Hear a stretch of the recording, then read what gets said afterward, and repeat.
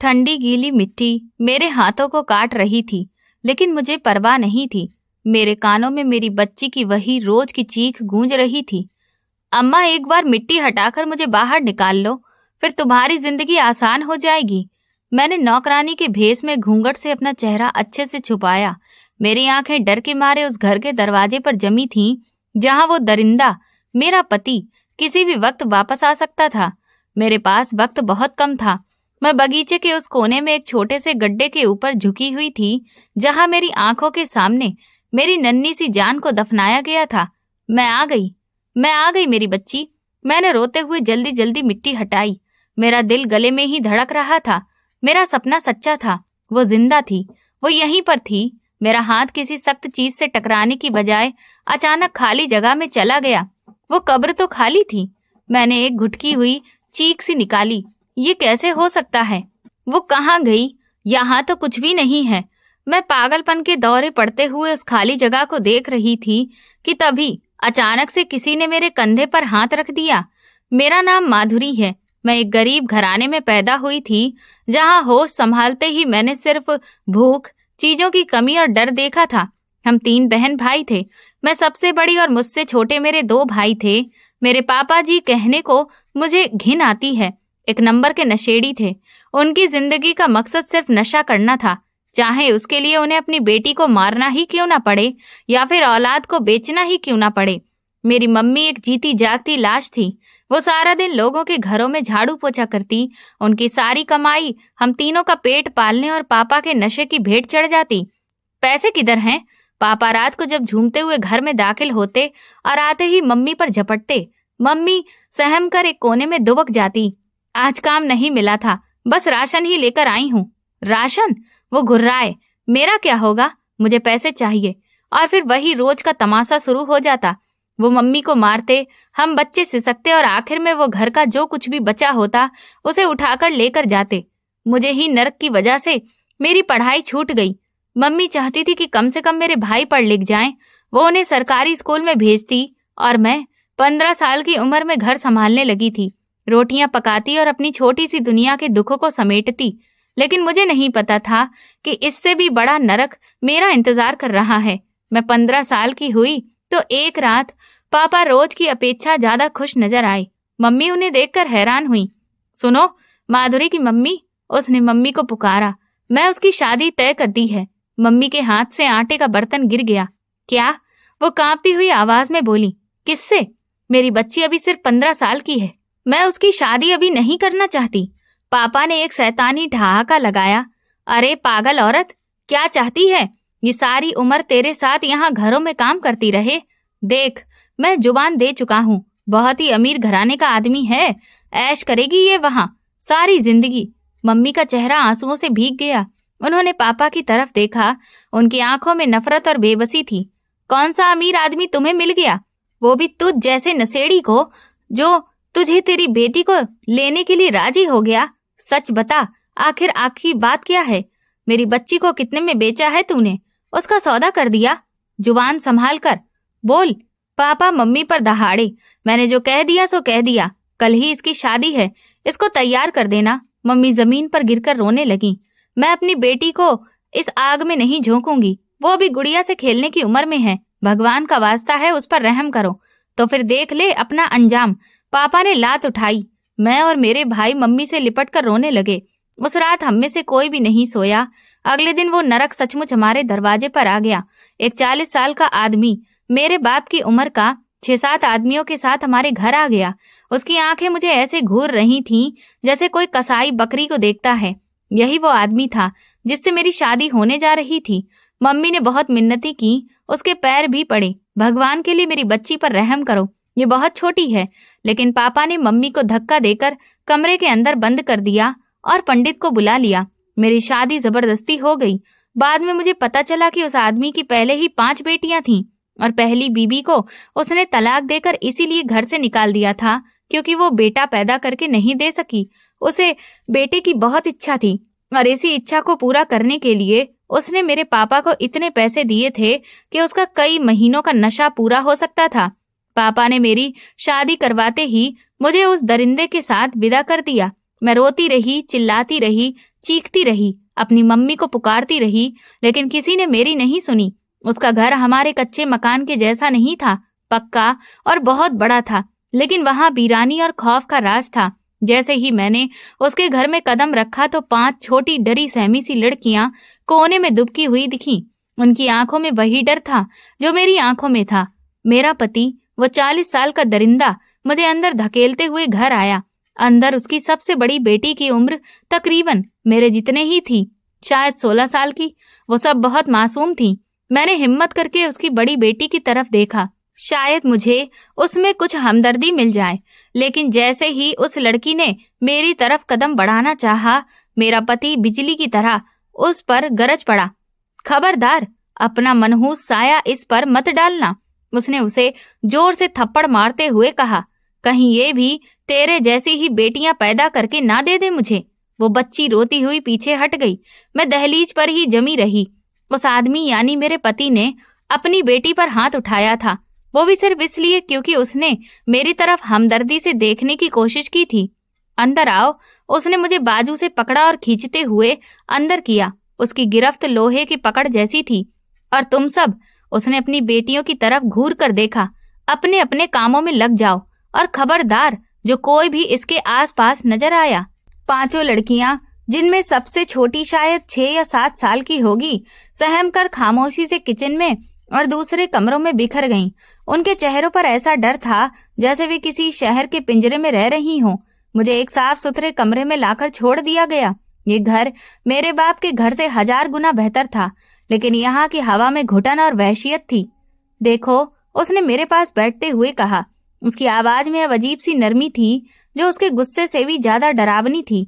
मैं तुम्हें यहाँ रानी बनाकर रखने के लिए लाया हूँ। तुम बहुत छोटी हो, बहुत ही अच्छी हो। तुम उन मनूसों की जैसी नहीं हो जिन्होंने मेरे घर को बेटियों से भर दिया है। मैं डर के मारे अपनी नजर झुका ली। मुझे तुमसे सिर्फ एक चीज चाहिए। उसने मेरी थोड़ी सी कलाई पकड़कर मेरा चेहरा ऊपर किया। उसकी आंखें भूख से चमक रही थीं। मुझे एक बेटा चाहिए, मेरा वारिस। मैं कांपने लगी। मेरे गले से बस इतनी सी आवाज ही निकल सकी, जी।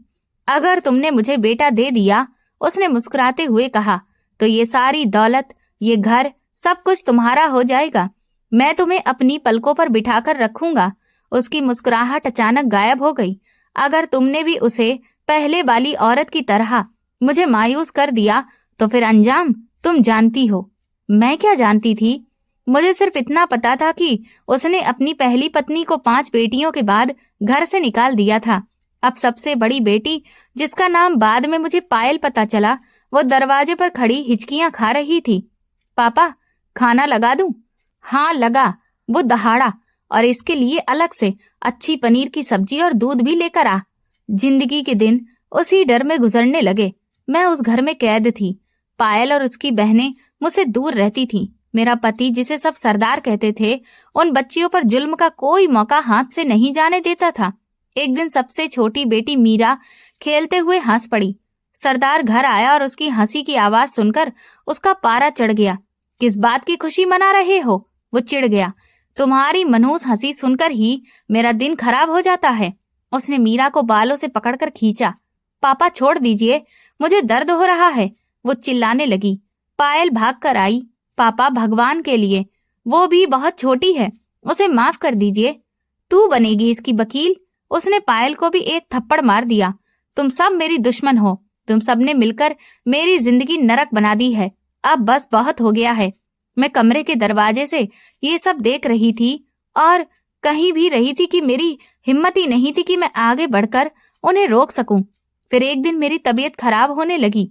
मुझे चक्कर आने लगे, उल्टियां होने लगी। मैंने छुपाने की बहुत कोशिश की, लेकिन एक दिन मैं किचन में ही बेहोश हो गई। जब मेरी आंख खुली तो मैं अपने कमरे में थी और सरदार मेरे पास बैठा हुआ था। उसके चेहरे पर एक अजीब सी बेचैनी और उम्मीद थी। क्या हुआ? मैं घबराकर पूछने लगी।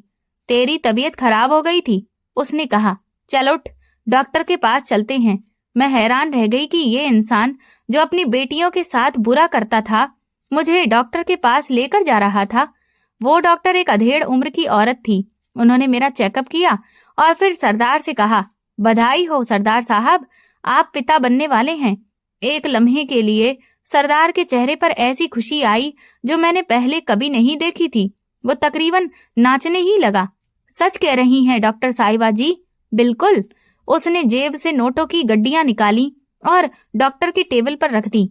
इसका बहुत ख्याल रखना है। दुनिया की सबसे अच्छी दवाई दें। इसे कोई तकलीफ नहीं होनी चाहिए। वापसी पर गाड़ी चलाते हुए वो खुशी से गाने गा रहा था। घर पहुंचकर उसने सारी बेटियों को एक लाइन में हाजिर करवाया। सुन लो सब लोग, वो गरजदार आवाज में बोला, तुम्हारी नई माँ अब माँ बनने वाली है, मेरे बेटे को जन्म देने वाली है। सब बच्चियां खामोश खड़ी थीं। पायल, उसने बड़ी बेटी को पुकारा, आज से ये तुम्हारी ड्यूटी है। तुम इसके कमरे के बाहर होगी। इसे जो भी चीज की जरूरत होगी तुम लाकर दोगी। अगर इसे जरा सी भी तकलीफ पहुंची या ये सीढ़ी से गिरी तो मैं तुम्हें जिंदा नहीं छोड़ूंगा। पायल ने सहम कर सिर हिलाया। जी पापा। और माधुरी, वो मेरी तरफ मुड़ा। उसकी आवाज शहद में डूबी हुई थी। तुम्हें बस आराम करना है। 9 महीने तुमने इस कमरे से बाहर कदम नहीं निकालना। मैं नहीं चाहता कि मेरे बेटे पर इन मनहूस लड़कियों का साया पड़े। मेरा पति मेरा बहुत ख्याल रखता था। एक रात बोला, मैं तुम्हें इसीलिए लाया हूँ। अगर तुम मुझे बेटा दोगी तो मैं तुम्हें सर आंखों पर बिठाकर रखूंगा। फिर वो बोला। उसकी आंखें अंधेरे में चमकी। लेकिन याद रखना, अगर तुमने बेटी पैदा कर दी तो तुम्हारा वो हाल करूंगा कि कयामत तक याद रखोगी। उसकी ये बातें सुनकर मेरा खून सफेद हो गया। वक्त पंख लगाकर उड़ने लगा। मेरी आंखों में सिर्फ एक ही सपना था, या यूं कहें कि एक ही डर था। अगर बेटी हुई तो फिर क्या होगा? सरदार का जुनून दिन प्रतिदिन बढ़ता ही जा रहा था। वो मुझसे ज्यादा मेरे पेट से बातें करता। मेरा बेटा। वो रात को मेरे पेट पर हाथ फेरता। मेरा बारिश, तू बस आ जा, फिर देख तेरा बाप तेरे लिए क्या करता है। इन सब मनूसों को इस घर से निकाल दूंगा। सिर्फ तू, मैं और तेरी माँ ही यहाँ पर राज करेंगे। उसकी बातें सुनकर मेरा दिल डूबने लगता। उसका हर तोहफा, हर मीठा बोल मेरे गले में कांटे की तरह चुभता था। जैसे जैसे दिन नजदीक आ रहे थे, सरदार का व्यवहार और अजीब होता जा रहा था। उसने अपनी बेटियों को उस मंजिल पर आने से पूरी तरह से रोक दिया जहां मेरा कमरा था। एक दोपहर उसकी दूसरी बेटी, जो शायद 10 साल की थी, अपनी पुरानी गुड़िया ढूंढते हुए गलती से सीढ़ियां चढ़कर ऊपर आ गई। वो मेरे कमरे के पास से गुजर रही थी कि सरदार ने उसे देख लिया। मनहूस कहीं की! वो इतनी जोर से दहाड़ा कि पूरा घर कांप उठा। तेरी हिम्मत कैसे हुई यहाँ आने की? अपना मनहूस साया मेरे बेटे पर डालने आई है। उसने बच्ची के हाथ से गुड़िया छीनकर दीवार पर फेंक दी और उसे मारने के लिए हाथ उठाया। बच्ची डर के मारे चिल्लाने लगी। पापा नहीं, मुझसे रहा नहीं गया। मैं अपने भारी वजूद के साथ दरवाजे तक आई और चिल्लाई, छोड़ दीजिए इसे, भगवान का वास्ता है, वो भी बच्ची है, उसने कुछ भी नहीं किया है। सरदार का उठा हुआ हाथ वहीं रुक गया। वो हैरत से मुड़कर मुझे देखने लगा। उसकी आंखों में कुछ अजीब सा चुभा हुआ था। फिर वो बच्ची को धक्का देकर बोला, दफा हो जा यहाँ से और दोबारा अपनी शक्ल मत दिखाना। बच्ची रोती हुई नीचे भाग गई। सरदार मेरी तरफ मुड़ा। तेरी वजह से आज मैंने छोड़ दिया है। उसने उंगली उठाकर मुझे इशारा किया। लेकिन याद रखना, जिस दिन मेरा बेटा इस घर में आ गया, इन 5 को उनकी माँ के पास सड़क पर भिजवा दूंगा। ये घर सिर्फ मेरा है। इस हादसे के बाद मैं और ज्यादा सहम कर रह गई। अब मुझे सिर्फ अपने होने वाली औलाद की नहीं, उन 5 मासूम बच्चियों की भी फिक्र होने लगी थी। आखिरकार वो रात आ ही गई। चांद की 14 तारीख थी। मुझे अपने पेट में तेज लहर उठती महसूस हुई। पहले तो मैं समझी कि ये एक हमेशा जैसा दर्द है, लेकिन जब दर्द और तेज हो गया तो मेरी चीख निकलने लगी। पायल, जो चटाई पर सो रही थी, तुरंत उठ बैठी। वो घबराकर अंदर आई। क्या हुआ? क्या हुआ है छोटी माँ? उसने घबराहट में मुझे पहली बार छोटी माँ कहकर पुकारा। मुझे बहुत दर्द हो रहा था। मैं पसीने में भीगी हुई थी। लगता है कि वक्त आ गया है। पायल का चेहरा सफेद पड़ गया। वो एक लम्हे के लिए थम सी गई, फिर तेजी से खुद को संभालते हुए भागी। पापा, पापा उठिए, जल्दी उठिए। सरदार नींद से जैसे हड़बड़ा गया। पायल की बात सुनते ही उसकी आंखों में नींद की जगह एक जुनून की चमक आ गई। वो भागता हुआ मेरे कमरे में आया। उसके चेहरे पर मेरे लिए कोई हमदर्दी नहीं थी, सिर्फ एक बेटा चाहिए। वक्त आ गया। वो चिल्लाया, मेरा बेटा आ रहा है। पायल जाकर जल्दी से दाई माँ को बुला लाई। सरदार शेर की तरह मेरे कमरे के बाहर चक्कर लगा रहा था। वो बार बार चिल्ला रहा था, जल्दी करो दाई माँ। एक गंभीर और अधेड़ उम्र की औरत जल्दी आ गई। आते ही उन्होंने सरदार से कहा, बाहर जाओ। सरदार ने उसके सामने हाथ जोड़ दिए।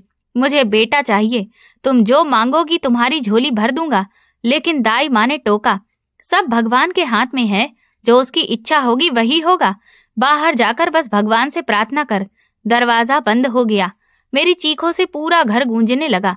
ये दर्द मेरी बर्दाश्त से बाहर था, पर उससे बड़ा डर मेरे दिल में था।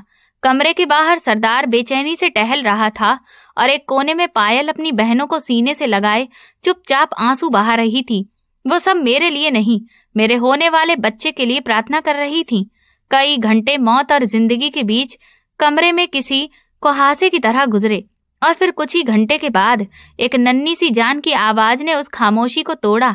मेरी आंखें बंद हो रही थीं।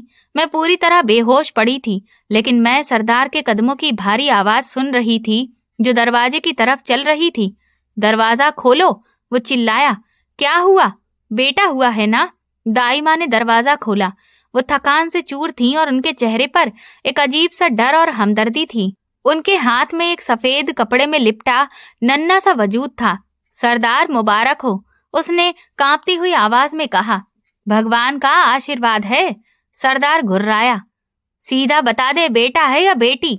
दाई ने गहरी सांस ली और मेरी तरफ देखा, जो मैं हल्की बेहोशी में दरवाजे की ओर देख रही थी। बेटी हुई है। एक लम्हे के लिए वक्त रुक गया। सरदार का चेहरा जो खुशी से चमक रहा था एकदम पत्थर का हो गया। उसकी आंखों में रोष उतर आया। उसने दाई के हाथ में मौजूद नन्हे वजूद को देखा और फिर अपनी नजर मुझ पर गाड़ दी। बेटी हुई है? तूने भी बेटी पैदा कर दी? मैं बिस्तर पर आधी मरी हुई हालत में पड़ी थी। दाई ने जल्दी से बच्ची को अपने सीने से लगा लिया, जैसे उसे सरदार की नजरों से बचाने की कोशिश कर रही हो। सरदार, भगवान की देन है। देखो कितनी खूबसूरत है, बिल्कुल चांद का टुकड़ा है। वो पागलों की तरह हंसने लगा। खूबसूरती का क्या करूंगा? क्या ये मेरा नाम रोशन करेगी? क्या ये मेरा भाग्य बनेगी, मेरा वंश बनेगी? फिर उसकी आवाज बदल गई। नहीं, ये भी इन पांचों की तरह सिर्फ बोझ है, एक और मनहूस। वो शेर की तरह दहाड़ता हुआ कमरे में दाखिल हुआ और दाई को धक्का दे दिया। हट जा मेरे रास्ते से। सरदार, भगवान से डर। दाई ने उसे प्रार्थना की दुहाई दी। वो चिल्लाया, मैंने इस पर इतना पैसा लगाया है, मैंने इसे रानी बनाकर रखा। किस लिए? इस दिन के लिए कि ये भी मुझे एक और बेटी पैदा करके दे दे। मैं दर्द और कमजोरी से चूर थी, लेकिन ममता की एक नन्ही ताकत ने मुझे उठने पर मजबूर करने की कोशिश की। मेरी बच्ची, मैं फटी हुई आवाज में बोली। मुझे उसे देखना है। देखेगी? वो मेरी तरफ झपट पड़ा। उसने मेरे बालों को मुट्ठी में पकड़ा और मेरा सर झटका। मैंने तुझे कहा था ना, मैंने तुझे पहले ही वार्निंग दी थी कि अगर बेटी पैदा हुई तो तेरा वो हाल कर दूंगा कि कयामत तक तू याद रखेगी। दर्द की एक तेज लहर मेरे पूरे वजूद में दौड़ गई। छोड़ दो मुझे, मेरी बच्ची। दाई के हाथ से उस बच्ची को तकरीबन छीन ले गया वो नन्हा सा वजूद जो अभी 1 घंटे पहले ही दुनिया में आया था, जोर जोर से रोने लगा। मेरी चीख निकली, इसे मत छूना, भगवान के लिए इसे मुझे दे दो, ये मेरी औलाद है। वो घुर्राया, ये मेरी नाकामी का सबूत है, ये मेरी बेइज्जती है। पहली बीवी ने मुझे 5 बेटियां दी, मैंने उसे तलाक देकर घर से निकाल दिया। वो दर दर भटकी हुई है और अब तेरा भी यही अंजाम होगा। उसने बच्ची को बेदर्दी से एक हाथ में पकड़ा और दूसरे हाथ से मुझे बिस्तर से खींच लिया। मैं जो अभी जचगी होने की वजह से बहुत कमजोर थी, दर्द से बिलबिला उठी। मेरा शरीर जवाब दे रहा था, लेकिन वो दरिंदा बन चुका था। निकल जा मेरे घर से। वो मुझे घसीटता हुआ कमरे से बाहर लाया। दहलीज पर पायल और उसकी 4 बहनें खड़ी रो रही थीं। वो डर के मारे कह रही थीं, पापा, पापा नहीं। पायल ने हिम्मत करके कहा, ये मर जाएंगी, उसकी हालत ठीक नहीं है। सरदार दहाड़ा, मरेगी तो मर जाए। उसने कहा, इसकी और इसकी मनहूस बेटी की अब इस घर में कोई भी जरूरत नहीं है। तू भी सुन ले, मैं तुझे तलाक देता हूँ, समझी? कागज तेरे घर भिजवा दूंगा। ये बात मेरे कान में शीशे की तरह पिघल कर गई। मेरे सब कुछ, मेरी आखिरी उम्मीद भी खत्म हो गई। नहीं, मेरी बच्ची। मैं गिरकर उसके पैर पकड़ने की कोशिश करने लगी। मुझे घर से निकाल दो, लेकिन मेरी बेटी मुझे दे दो। मैं इसे लेकर यहाँ से चली जाऊंगी, कभी तुम्हारे रास्ते में नहीं आऊंगी। उसने मेरे पेट में एक जोरदार ठोकर मारी। मैं दर्द से दोहरी हो गई। तुझे तेरी बेटी चाहिए? उसने शैतानी ठहाका लगाया।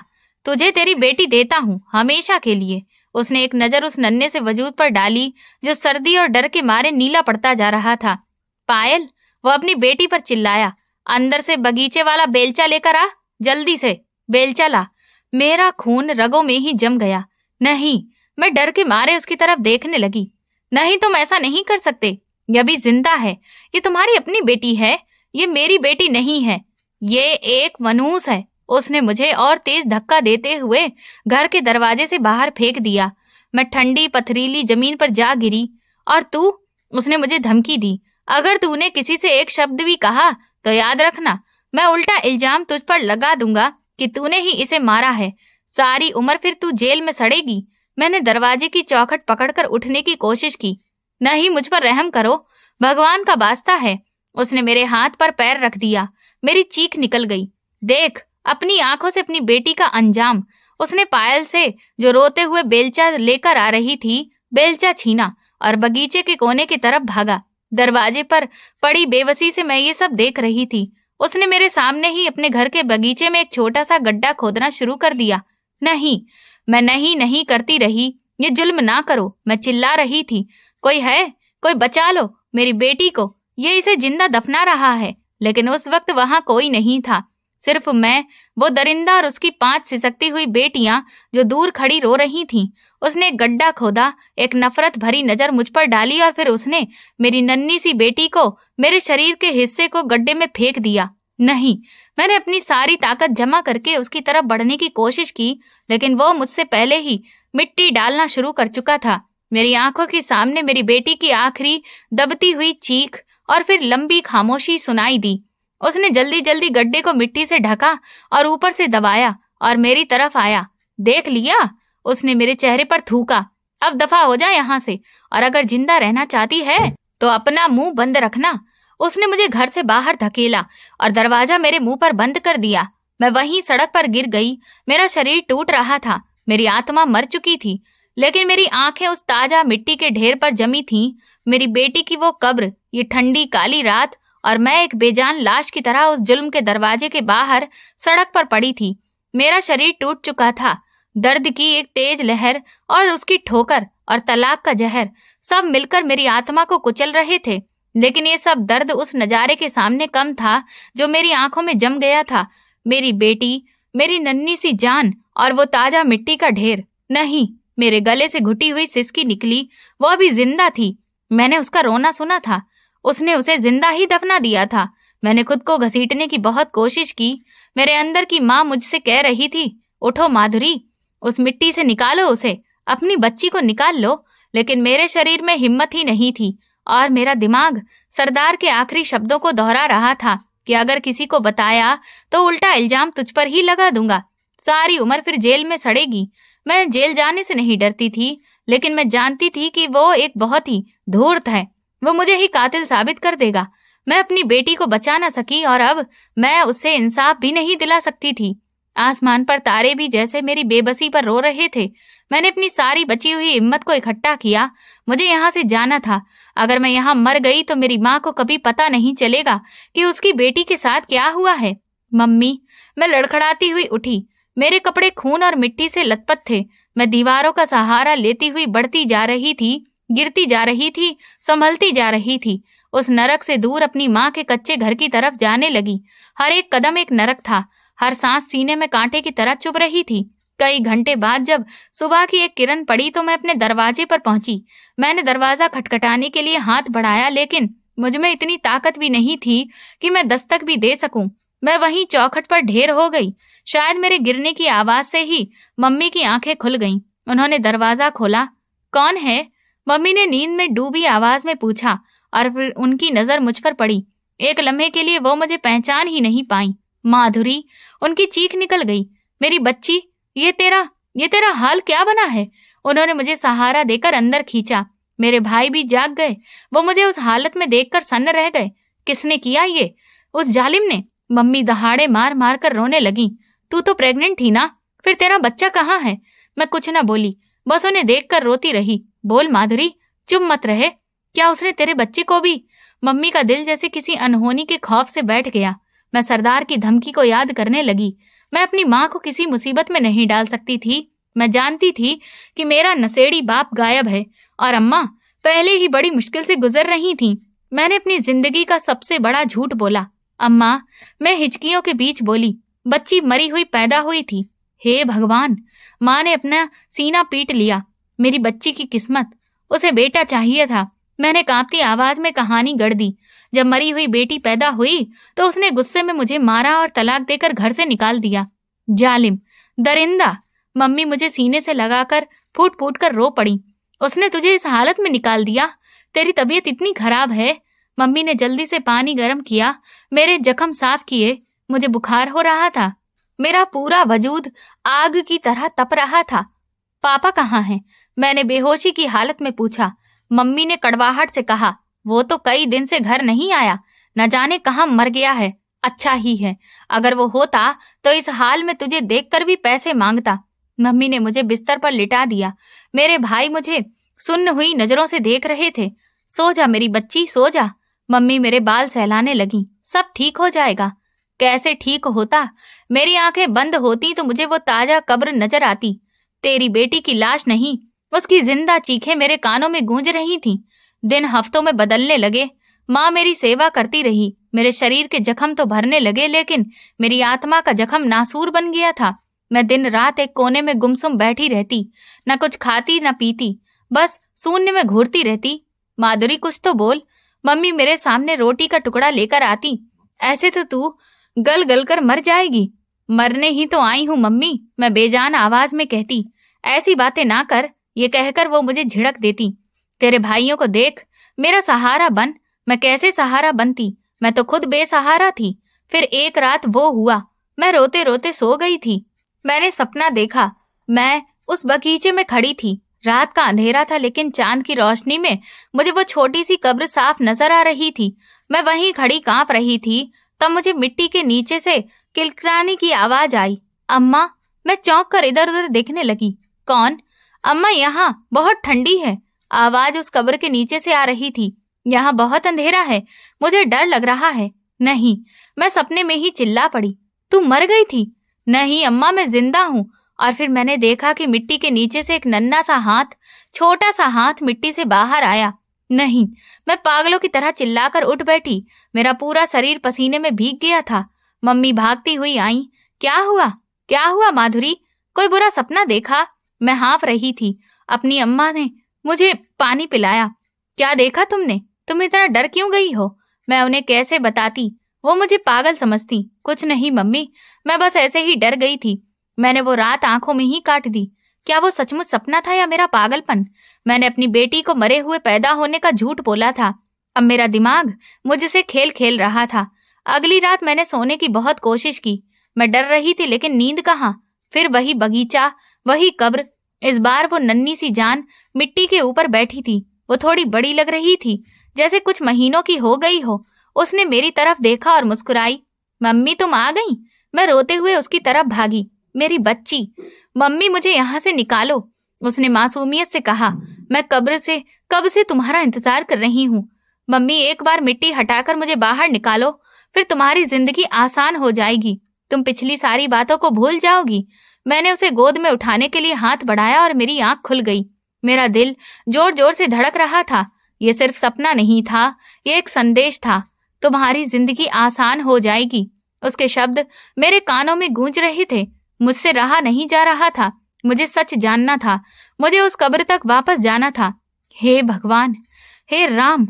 मैं कांपते हाथों से दरवाजा खटखटाने लगी। नौकरानी ने मुझे अंदर बुलाया। मैंने अपनी गंदी चादर से अपना आधा चेहरा छुपा रखा था, ताकि मेरी आंखों के सिवा कुछ भी दिखाई ना दे। मैडम जी, ये काम मांग रही है, जो बोलेगी करूंगी। मैं एक बड़े ठंडे कमरे में खड़ी थी। सामने सोफे पर पायल बैठी थी।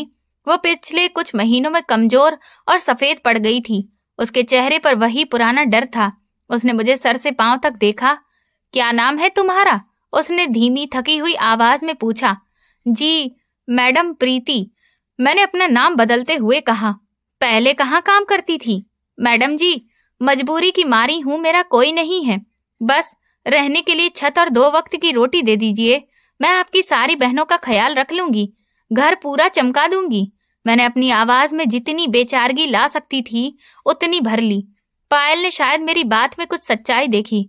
उसने पुरानी नौकरानी से कहा, ठीक है आंटी, इसे रख लीजिए। किचन के साथ जो छोटा स्टोर रूम है वो इसे दे दो। मेरा दिल जोर जोर से धड़कने लगा। मैं कामयाब हो गई थी। मैं उस घर में वापस आ गई थी। अगले कुछ दिन मैंने घर की साफ सफाई में लगा दिए। मेरी नजरें हर वक्त बस सरदार को ही ढूंढती रहती।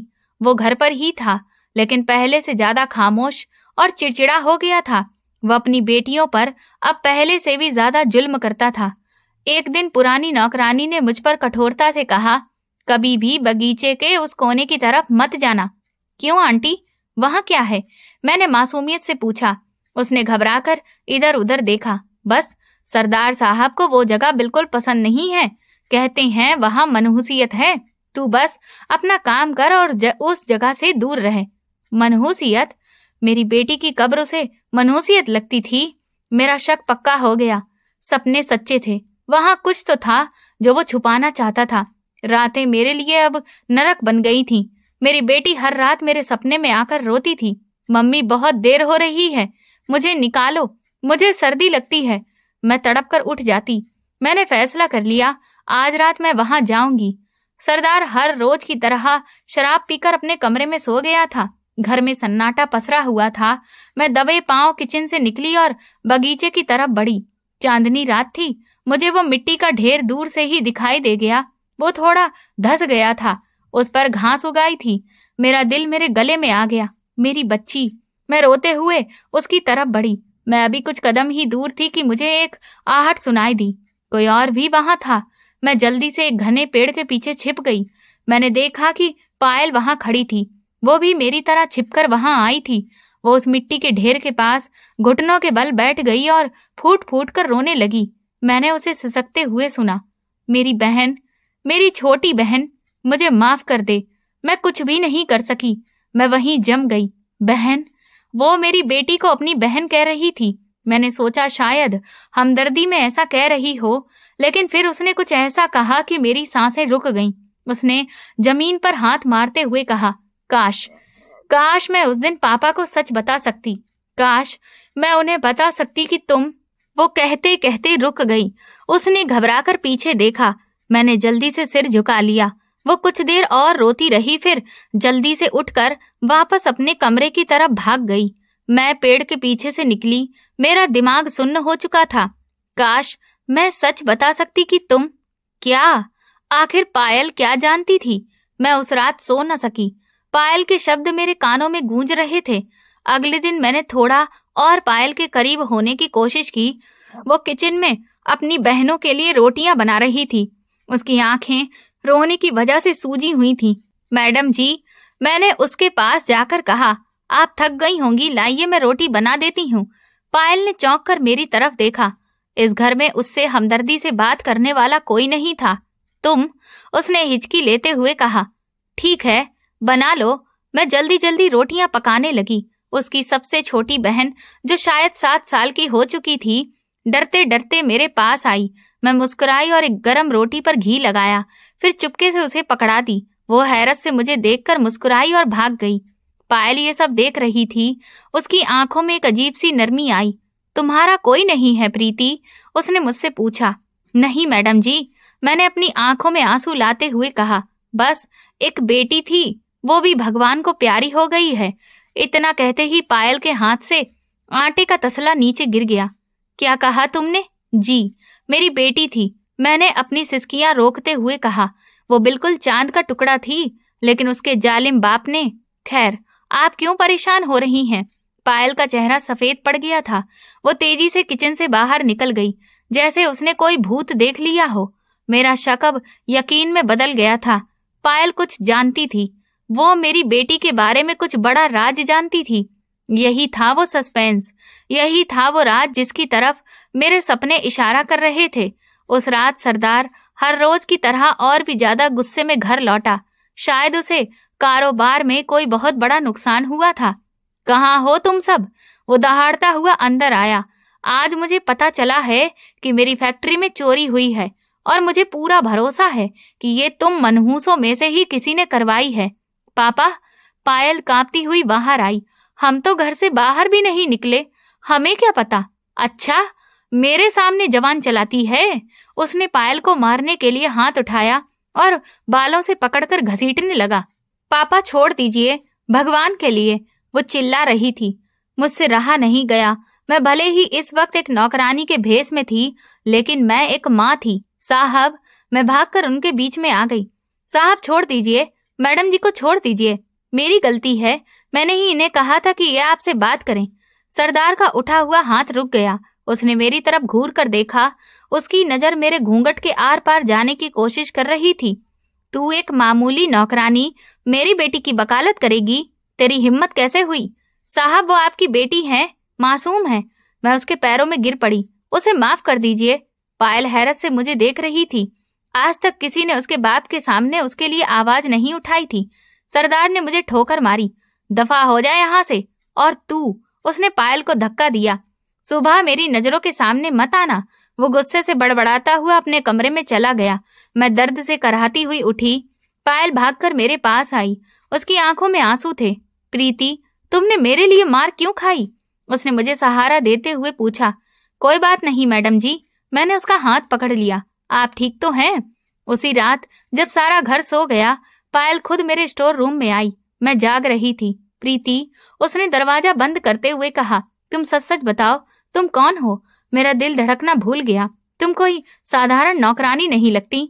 जिस तरह तुमने आज पापा के सामने किया, जिस तरह तुम हम सबको देखती हो, और जिस तरह तुमने अपनी बेटी का जिक्र किया, वो बेटी क्या, मैं और बर्दाश्त नहीं कर सकी। मैंने अपने चेहरे से घूंघट हटाया। छोटी माँ? पायल की आंखें डर के मारे फैल गईं। हाँ पायल, मैंने उसके हाथ पकड़ लिए। मैं माधुरी हूँ, मैं अपनी बेटी को लेने आई हूँ। छोटी माँ? वो मेरे गले लगकर फूट फूट कर रो पड़ी। मैं कब से आपका इंतजार कर रही थी। मुझे पता था आप जरूर आएंगी। क्या मतलब? मैंने उसे खुद से अलग किया। मेरी बेटी, वो कहाँ पर है? वो सपना?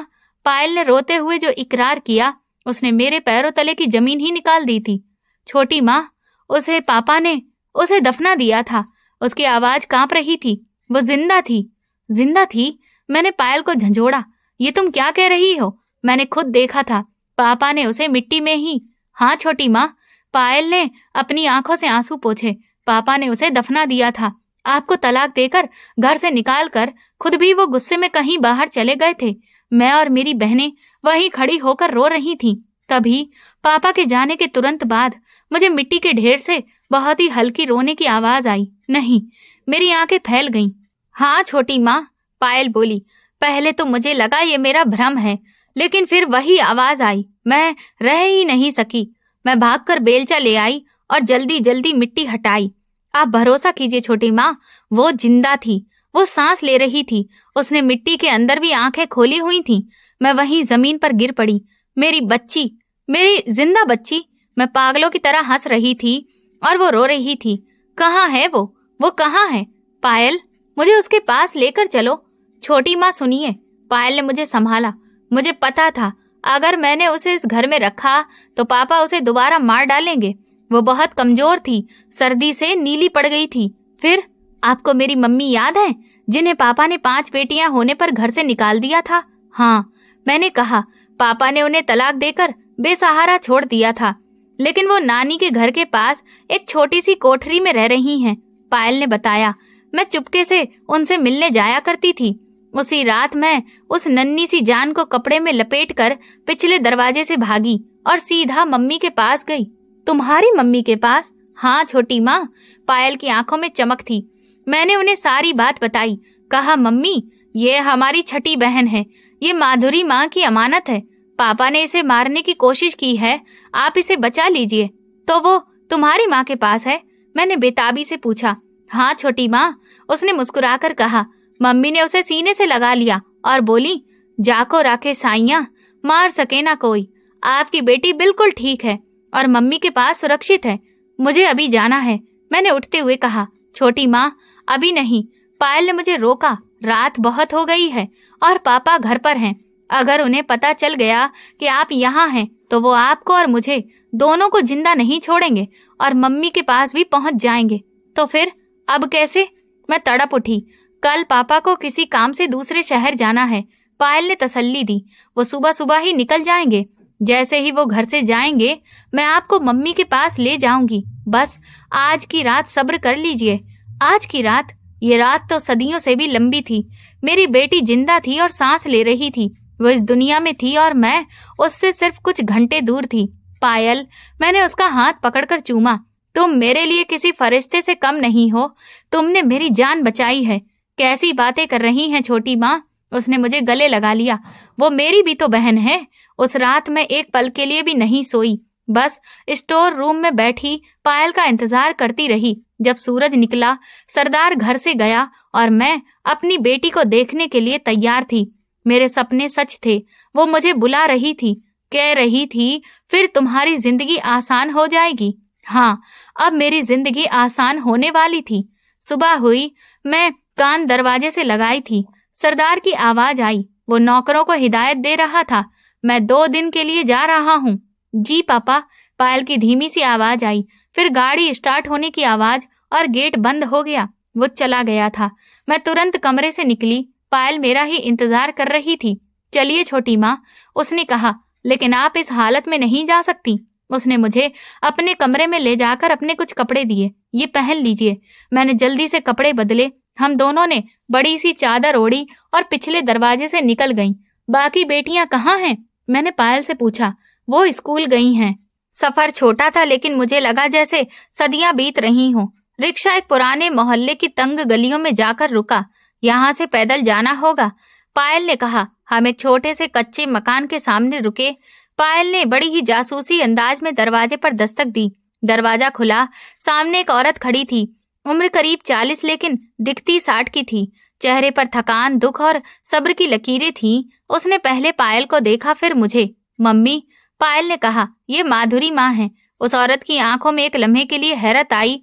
फिर उसने मेरे चेहरे पर वो ममता पहचान ली जो खुद उसके अंदर थी। वो मुस्कुराई और बोली, अंदर आ जाओ बहन। मैं कांपते कदमों से अंदर दाखिल हुई। छोटा सा साफ सुथरा सा आंगन था।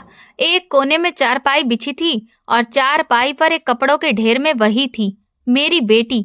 मैं ना तो भागी न चिल्लाई। मेरे कदम वहीं ठहर गए। वो सो रही थी। उसका चेहरा चांद की तरह रोशन था। वही नाक, वही आंखें। मेरी आंखों से आंसुओं की लड़ियां बह निकली। मेरी बच्ची। मैंने धीरे से उसे पुकारा। मैं चारपाई के पास बैठ गई और कहकर हाथों से उसे छुआ। वो गर्म थी, वो जिंदा थी। ये बिल्कुल आप पर गई है। पायल की माँ, जिसका नाम रानी था, मेरे पास आकर बैठ गई। वो बहुत सुकून से सोती है, लेकिन जब जागती है तो पूरा घर सर पर उठा लेती है। मैंने उसे गोद में उठा लिया। वो मेरी गोद में समा गई। वही खुशबू, वही मासूमियत। मैंने उसे प्यार किया। मैं उसे बहुत देर तक प्यार करती रही। उसने नींद में ही मुस्कुरा कर करवट बदली। मैंने उसका नाम किरण रखा। ये मेरी जिंदगी में उम्मीद बनकर आई है, एक उम्मीद की किरण। किरण, मैंने रोते हुए कहा। मेरी किरण। मैं रानी के पैरों में गिर गई। आपका शुक्रिया मैं कैसे अदा करूं? आपने मुझे मेरी बेटी, मेरी दुनिया लौटा दी। रानी ने मुझे उठाकर गले लगा लिया। अरे पगली, ये तो मेरी भी बेटी है। हम दोनों का दुख एक जैसा है। माधुरी, उस जालिम ने मुझे 5 बेटियों के साथ सड़क पर लाकर खड़ा कर दिया था। आज भगवान ने मुझे इस बच्ची के लिए जीने का एक मकसद दिया है। पायल भी हमसे आकर लिपट गई। हम तीनों औरतें, जिन्हें एक ही आदमी ने बर्बाद किया था, आज एक दूसरे का सहारा बनकर रो रही थीं। हम वहां काफी देर तक बैठे रहे। किरण जाग गई। उसने आंखें खोली और मुझे देखकर पहले तो वो अजनबी समझकर रोने लगी, लेकिन फिर उसने जैसे मेरी खुशबू पहचान ली हो। उसने अपना नन्हा हाथ मेरी तरफ बढ़ाया और मेरी उंगली पकड़ ली। मेरा कलेजा एकदम से थम गया। छोटी माँ, पायल ने कहा, अब हमें चलना चाहिए, इससे पहले कि पापा को शक हो या वो वापस आ जाएं। चलना होगा। मैं पागलों की तरह पायल को देखा। कहाँ? मैं इसके बिना नहीं जाऊंगी। मैं इसे अपने साथ लेकर जाऊंगी। रानी और पायल ने एक दूसरे की तरफ देखा। छोटी माँ, लेकिन आप इसे कहाँ लेकर जाएंगी? पायल ने परेशान होकर पूछा। क्या आप अपनी माँ के घर ले जाएंगी? पर क्या किरण वहां सुरक्षित होगी? अगर पापा को पता चल गया तो वो उसे फिर से छीन लेंगे। वो बहुत जालिम हैं। वो ठीक कह रही है माधुरी, रानी ने मेरा हाथ पकड़ते हुए कहा। सरदार को अगर पता चल गया कि ये जिंदा है तो वो इसे नहीं छोड़ेगा। वो तुम पर भी इल्जाम लगा देगा कि तुमने ही इसे किडनैप किया है। तो फिर मैं क्या करूं? मैं बेबसी से बोली। मैं इसे दोबारा अपनी नजरों से ओझल नहीं कर सकती। कुछ दिन, बस कुछ दिन के लिए ही इसे यहाँ रहने दो, रानी ने रिक्वेस्ट करते हुए कहा। जब तक तुम अपने लिए कोई सुरक्षित ठिकाना नहीं ढूंढ लेती, मैं तुम्हारी अमानत की सुरक्षा अपनी जान से बढ़कर करूंगी। मैं जानती थी वो ठीक कह रही हैं। मेरी माँ के कच्चे घर में हम सुरक्षित नहीं थे। ठीक है, मैं आंसू पीते हुए बोली, पर मैं जल्दी ही आऊंगी। मैं उसे लेने जल्दी ही आऊंगी। मैं आपको रास्ता दिखाऊंगी। आप जब चाहे आ सकती हैं, पायल ने मुझे तसल्ली दी। मैंने अपनी बेटी को आखिरी बार प्यार किया, उसकी खुशबू अपनी आत्मा में बसाई और अपने दिल पर पत्थर रखकर मैं वहां से निकल आई। रास्ते में मैंने पायल से कहा, पायल, तुम वापस उस नरक में मत जाओ, मेरे साथ चलो। पायल ने मुस्कुराकर कहा, छोटी माँ, अगर मैं भी चली गई तो मेरी बाकी बहनों का क्या होगा? पापा तो उन्हें मार ही डालेंगे। मुझे उनके लिए वहीं पर रहना है। मैं अपने घर वापस आ गई, लेकिन अब वो पुरानी टूटी फूटी हुई माधुरी नहीं थी। मैं अब किरण की माँ थी। मेरे अंदर जीने का एक मकसद आ गया था। अम्मा, मैं घर में दाखिल हुई तो तुरंत ही अपनी माँ से लिपट गई। कहाँ थी तू सारा दिन? अम्मा ने परेशान होकर पूछा। अम्मा, मेरी बेटी जिंदा है। और मैंने फिर अम्मा को सारी सच्चाई बता दी। अम्मा सुनकर स्तब्ध रह गईं।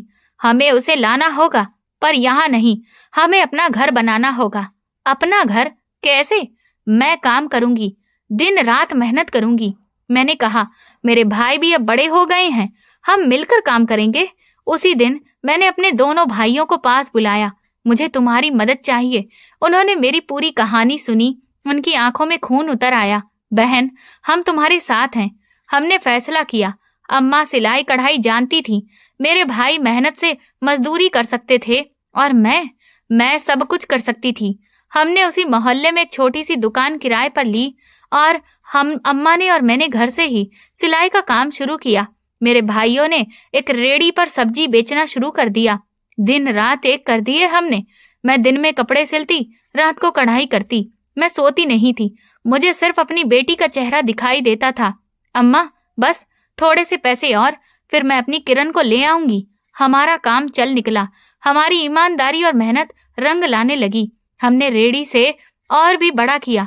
एक छोटी सी सब्जी की दुकान खोल ली। हमारा सिलाई का काम भी फैल गया। कुछ ही महीनों में हम इस काबिल हो गए थे कि एक छोटा सा अलग मकान किराए पर ले सकें। जिस दिन मैंने उसे नए मकान की चाबी दी, मैं सीधा रानी के घर गई। मैं आ गई हूँ। मैं दरवाजे पर खड़ी होकर बोली, मैं अपनी किरण को लेने आई हूँ। जब मैं रानी के घर पहुंची तो वो दरवाजे पर ही मेरा इंतजार कर रही थी। मेरी किरण अब घुटनों के बल चलने लगी थी। मुझे देखते ही वो पहचान कर मुस्कुराई और मेरी तरफ हाथ बढ़ाया। मम्मा, उसके मुंह से एक टूटा फूटा शब्द निकला। मैं भागकर उसे उठा लिया और अपने सीने से लगा लिया। मेरी जान, मेरी किरण, तेरी माँ आ गई है। रानी की आंखों में जुदाई के आंसू थे, लेकिन खुशी भी। ले जाओ माधुरी, ये तुम्हारी अमानत है। आज मैंने अपना फर्ज पूरा कर दिया। रानी दीदी ने उनके हाथ पकड़ लिए। आपका ये एहसान मैं कभी नहीं भुला सकूंगी। आप सिर्फ मेरी बेटी की रखवाली करने वाली नहीं, बल्कि मेरी बहन भी हो। मैंने कुछ पैसे निकालकर उन्हें देने चाहा, लेकिन उन्होंने कड़े तौर पर मना कर दिया। नहीं माधुरी, बेटियों की कीमत नहीं ली जाती। बस कभी कभी इसे मुझसे मिलवाने ले आना। मैंने पायल की तरफ देखा, जो अपनी बहनों को स्कूल से सीधे लेकर वहां पर आ गई थी। आज से आपका घर भी वही है जहां मेरा है। मैं किरण को लेकर अपने नए छोटे से किराए के घर में ले आई। मैं और मेरे भाइयों ने घर सजा रखा था। मेरी बेटी के लिए एक छोटा सा पालना भी लाए थे। उस दिन हमारे कच्चे घर में जैसे स्वर्ग उतर आया था। हमारी जिंदगी का एक नया अध्याय शुरू हो गया था। मैं और मम्मी ने सिलाई का काम बढ़ा दिया। मेरे भाइयों ने सब्जी की दुकान को एक छोटे से जनरल स्टोर में बदल दिया। हम सब की मेहनत से भगवान ने हमारे काम में इतनी तरक्की डाली कि कुछ ही सालों में हमने अपना खुद का मकान खरीद लिया। मैंने अपनी बेटी किरण को एक अच्छे स्कूल में एडमिशन दिलवाया। मैंने उसे कभी भी किसी भी बात की कमी महसूस नहीं होने दी। मैं उसकी माँ भी थी और बाप भी, लेकिन मैं पायल और उसकी बहनों को नहीं भूली थी। अम्मा, मैंने एक दिन अपनी कमाई से एक बड़ी रकम निकालते हुए कहा, मुझे उन बच्चियों का कर्ज चुकाना है। अगर पायल ना होती तो आज किरण मेरे पास नहीं होती। मैंने रानी दीदी और पायल को अपने घर बुलाया।